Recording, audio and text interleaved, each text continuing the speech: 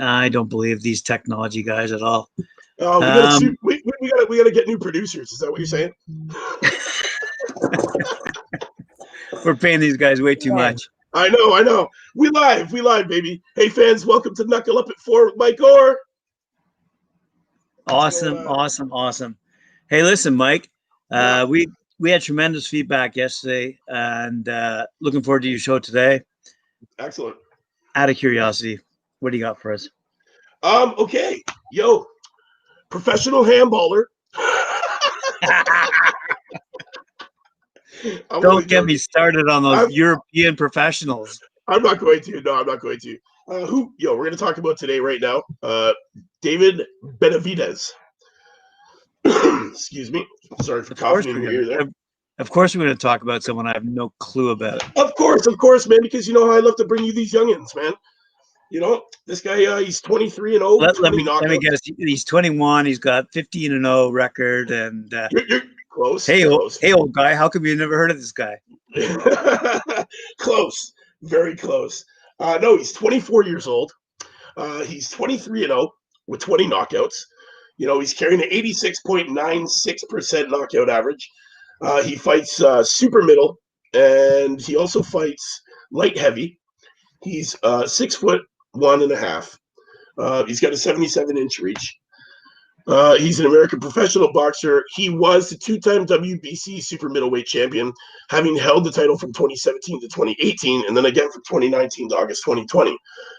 As of May 2020, he is ranked as the world's best second active super middleweight by The Ring. He had his belt stripped from him due to cocaine use. So he first won the belt in 2017. What are these guys? What are you guys thinking? I mean, they're making so much money in the ring that they can go and spend it on blow. Like, what are they? Well, not even that. Look at the guy we talked about yesterday, man. The guy's beating people up in the parking garage. Yeah, but I can see that. I can see that. You stumble out of a bar. Yeah, protect your own. Right, 100%. Protect your own. But yeah, this guy, he's a clown. You know, 2017, he wins the vacant belt. You know, tough split decision over Ronald Gravale. And then he was stripped a year later for failing a drug test for cocaine, which, you know, it's ridiculous, man. Anyway, how do you get back on your radar? Well, okay, so he returned to the ring in 2019, and they gave him kind of like a warm-up fight back into it, you know, and he fought Jalan Love in a tune-up fight, and then he took the belt back so a tomato can. yeah, pretty much. They gave him a fight to come back, and you know, he returned, he thrashed the guy, and then took back the belt via a 9th round corner stoppage against Anthony Durrell in Los Angeles shortly after that. He's known as hang on. I gotta interrupt this one because, quite frankly, you're not convincing me on this one. All the other ones you had me on. You had me on. Even the bare knuckles guy in the parking lot, you had me on. But this guy, if he's addicted to cocaine, he's not in our corner. Like, but he's done big things since then. So, and he's got the right. He won one fight. No. He's had a few since then. He's had a few since that fight.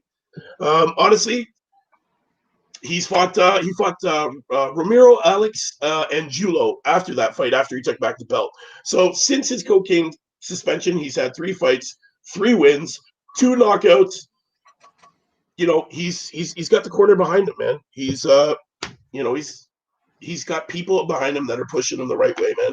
His older brother Jose was once a blue chip prospect, expected to blossom into a star professional, but he had issues that never quite matured into what he was supposed to be. So David, being, I guess, you know, the younger, he's already had the experience of having, you know, troubles in the past, you know, watching his brother do the same kind of thing, you know, a blue chip prospect, supposed to be the next big thing. And then, you know, he just, you know, fades from the spotlight kind of thing. But his younger brother is, you know, he's such an exciting fighter to watch, Graham. You know, I was watching a few of his fights, you know, before and after the cocaine use kind of thing. And he looks like he's really hungry. He looks like a lot hungrier now than he was before the cocaine use. He's relentless, man. once he's got you pinned on those ropes, you're done. You're done, man. His ability to close a gap is so quick, and the way he transitions from top to bottom, you don't stand a chance once you're pinned. He's just relentless. He throws heavy hands, left hand, right hand, it doesn't matter, man. He's a destroyer. But this is another guy. He's got the world ahead of him. You know, young cat, 24 years old. You know, he's got a long career in boxing if he can keep himself straight and on that narrow. And as long as his management team stands behind him, then, you know, we're going to see great things from him. But again, his brother was the same way, and you know, we don't hear too much about him today. So, well, you know, this is what not necessarily concerns me, but concerns fight world in general, or as Neil Deal would call it, talking fight world. You know, right. At the end of the day, when we go into these scenarios and we're talking about new fighters, young fighters, and they're faced all of a sudden with not even tens of thousands, but hundreds of thousands, maybe even $1 million purse.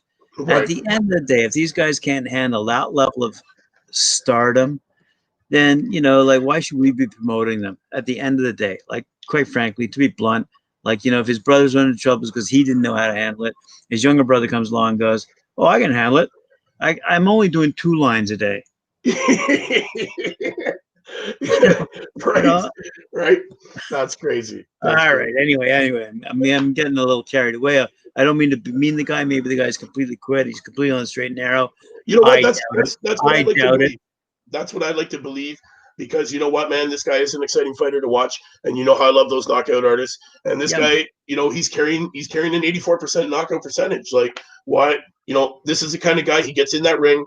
You know, he's 23-0. He's got 20 knockouts. That's what I like to see, man. Definitive wins. Stop putting it in the judges' hands, because putting it in the judges' hands, there's always that possibility that you're going to lose it, man. And this guy, he comes out and he doesn't leave it in the judges' hands, man. He leaves it up to himself. He does work. He works hard. He's, you know, he's come past some bull crap in his life, and you know, he's persevered, and he's got that belt back, man. You know what it was is he probably won that belt, went out and partied, and you know, couldn't stop the party, living the life, and then you get stripped of your title. Now that's gotta hurt. And getting stripped of your title, it's, you know, that's gotta kick some sense into you, man. And I think that's what's happened. And it's great to see that he's on a straight path. You know, from that suspension, he was suspended for 4 months. He came back after all that, and now the guy's got the belt again. And we're about to see big things from this kid, man. So watch out for him, believe me. Good question, but do they really have stringent drug policies in the boxing world right now? I believe they do. I believe they do. So you don't know if they do. I don't know if they do. I know that there is testing. They do test from time to time, but is it do they test before the matches? Do they test after the match? Do they test a year from now? I'm not too sure. You know what? I'll let you guys know. For all you people watching out there, I will let you know. I will do the research. I will find out what the drug policies are and how they test for all these things. We will get to the bottom of this. That's for sure. Because here's the question, and it goes back to the Olympics. At the end of the day, you got these guys who may be able to take steroids behind the officials' backs and get away with it for X number of years. Doesn't make them any better athletes. At the end of the day, it does. So is a guy who's all jacked up on coke going into the ring? Oh, I didn't mean to say he was all jacked up on coke when he won, but am I? I'm just saying, this guy you're bringing to the table, if he's like a fucking if we should have beeped you there. We should have beeped you. Yeah, if he's a cokehead, he'll always be a cokehead. To be blunt, in my humble opinion. You know what? That's usually how it is, though, right? It is. It's whether or not he can hold off long enough from being a cokehead to, you know, maybe do some damage in this fight world. And honestly, I hope that he's off it, because you know what, I would hate to see, you know, the second brother in this family fail. You know, His brother was supposed to be the big thing. Now he's the big thing, and it's nice to see that he fell from grace pretty hard, and he bounced back. He's got that belt back on his waist. So let's just see what the future brings. We'll keep keep him on your radar, and we'll just see what he does in the next year or so. This year is going to be a big year for him. It's a super good point. I mean, I'm glad you brought it up because, quite frankly, we've had several of our other contributors say, where are they now? Like in terms of where do these boxers go when they're finished their career in the world of boxing? Some go off into community service, some go off into training and management, but some disappear into this netherworld because they've become complacent with respect to how they regulate their lives. Given the fact that the world of boxing requires a commitment, it's a lifestyle. It's a hard lifestyle. Exactly. Yeah, you don't have time to be ripping rails up your nose while you're training, man. I'll tell you right now. So honestly, the fact that he got caught ripping rails is probably because he took time off after celebrating and just started celebrating too damn hard, man, to be honest. Because you don't have time to be recreationally getting high when you're training. It's impossible. You can't do it.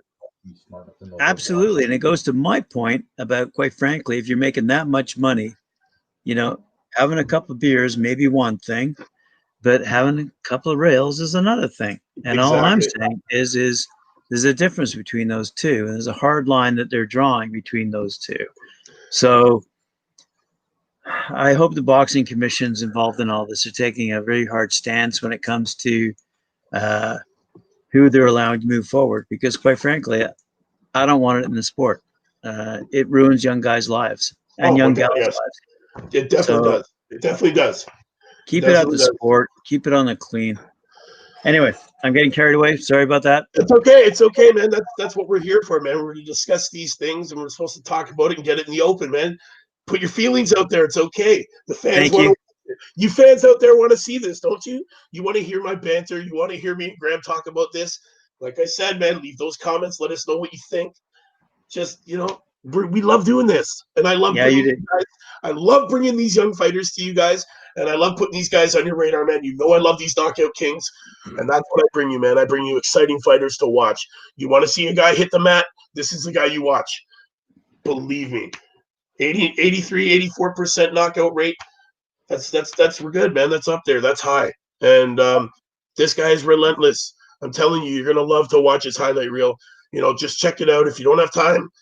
If you don't have time to watch the fights, man, check out his knockout reel, man. It's brilliant. Just the way he keeps these guys up on the ropes, and they've been knocked out already, and he just relentlessly body shots, hooks, jabs, crosses, and it's just so fluid, and he's just so strong. And I have so much passion for it, man, because he makes me want to go out there and get out there and knock the crap out of people, man, watching this guy. He reminds me of the way that I relentlessly used to keep people on the ropes, man. That's what I like out there. He's great, man. Unfortunately, he was stripped once of the belt. Let's see if he can keep his nose clean, literally. And, hopefully the future is hopefully the future's kind to him. Hopefully he's got a good management team behind his back that's, going to take care of him. And I hope to see big things from this guy in the future. So before we go out on the triple combo, two questions. Yeah. What's his name and what's his weight class? He is David Benavidez, and he fights two weights. He is the super middle and light heavy is what he fights. And he's the WBC super middleweight champ. So the kid fights, man. He's not afraid to get in there and bash gloves with people. That's what I love. I love these exciting fighters. Fans out there, you love the exciting fighters too. I know you do. Believe me. Watch them, love them, view it, share it, like it, do it all, man. Trust me, this kid's the next thing. But all I'm saying is I don't want to like and appreciate these kinds of fighters to one day hear that they've been disposed of, thrown away because they've wasted their lives, they've wasted their money, they wasted their careers, wasted their talent. That's it. And that's what I don't want to hear. You know what? Neither. And honestly, I I cross my fingers. I'm crossing my fingers for this kid that he literally stays clean and sober and just really appreciates the talent that he's been given and executes the game plan that his team has set for him without any hiccups because of drugs. And we're going to see big things from this kid, man. Like, you know, he had the belt, he lost the belt, he got that belt back. You know, that was a hiccup in his step. He's fixed that. Let's just hope his management team keeps him on the straight and narrow, and we see him in the ring this year. Right on. Thanks very much, Mike. Thank you. Give us that, all right, give us that triple combo, and we're you know what, fans who are watching, again, if you like what you're seeing, man, jab that like, hook, subscribe, and knock those comments out, baby. We'll want to hear from you. Remember, view it, like it, share it, knuckle up.